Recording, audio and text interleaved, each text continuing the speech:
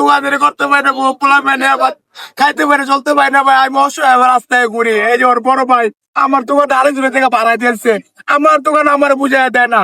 আমি ছোটকাল থেকে অনেক কষ্ট করতে করতে বড় হয়েছি এই জায়গায়।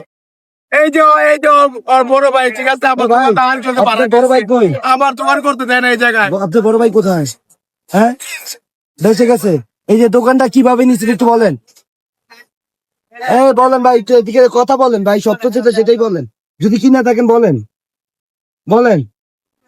জানেন না, আমি কেন বলবো? আপনি কি সব জানে এরা, দুনো ভাই দোকানদারি করে, এরা সব জানে।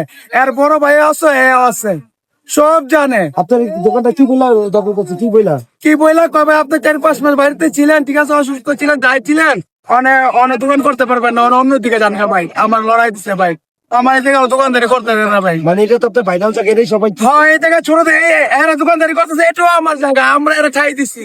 আমি এরা ঠাই দিছি যে ভাই কইরা খা, আমি আছি, তুইও কইরা খা।